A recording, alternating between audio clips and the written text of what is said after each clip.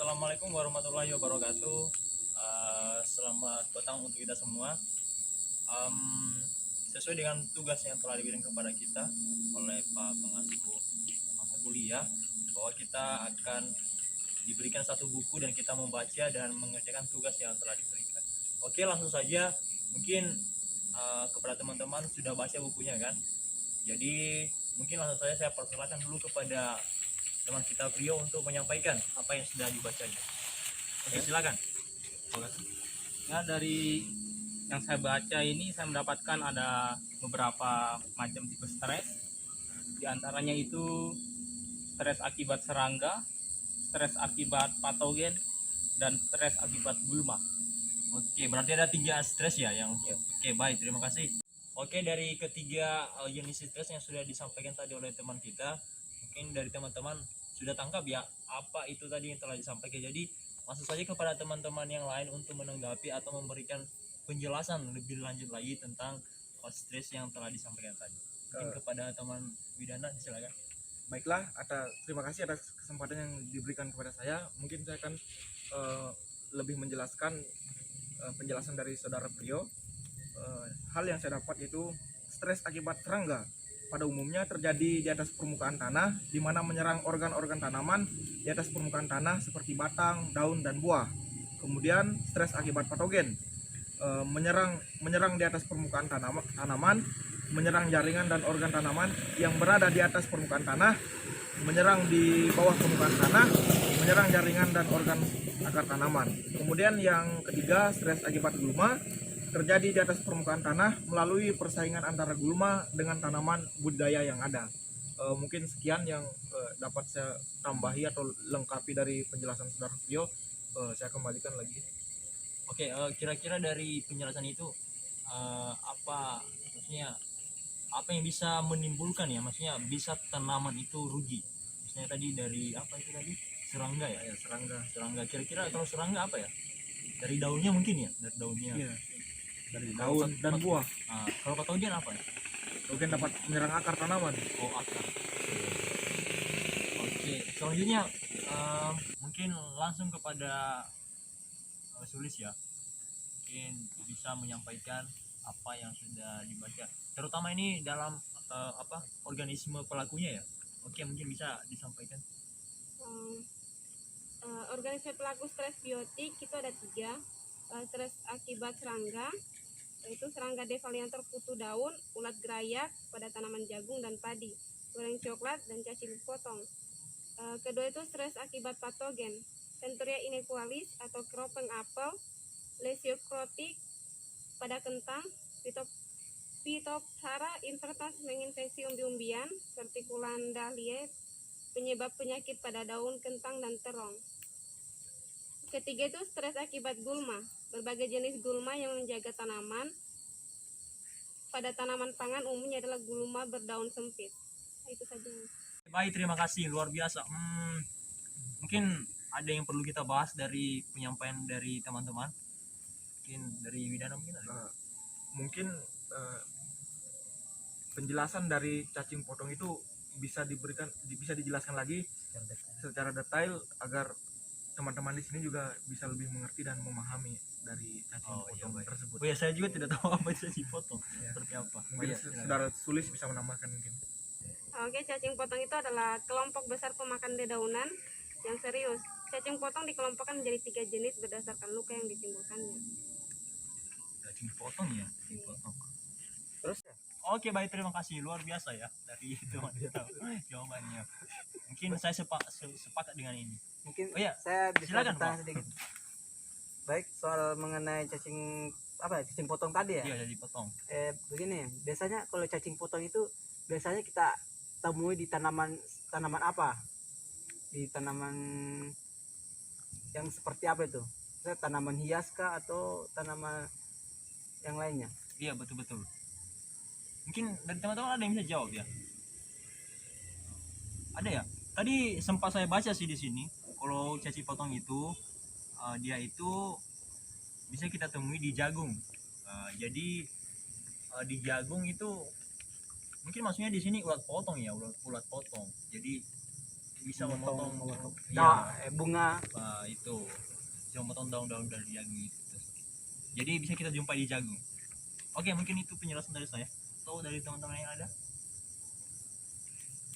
Oh, berarti cacing potong ini dia di atas permukaan gitu bisa. Iya, ada permukaan. Batang. Berarti bukan cacing, ini ulat. Oh, iya. Ulat potong. Berarti salah translate berarti ini. itu ulat, bukan Iya, cacing. ulat. Kan di mana-mana itu cacing kan berada di bawah. Betul betul. Berarti kita ini salah translate ya. Salah. Berarti ulat potong gitu. Nah. Iya, ulat potong. Karena saya tuh nggak pernah lihat itu di jagung itu. Maksudnya kan hama jagung. Ada cacing. Ada cacing di atas. Di mana tuh Betul. ulat. Oke. Oke, mungkin selanjutnya dari tadi belum ada jawabanmu tentang ada yang apa yang kau baca. Silakan. Oh, saya lagi ya, sorry. Oh.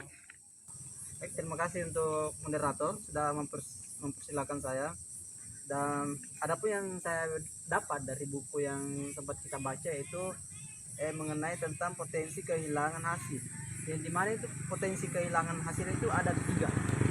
Yang pertama itu stres akibat serangga, dan yang kedua stres akibat gulma, ketiga stres akibat patogen.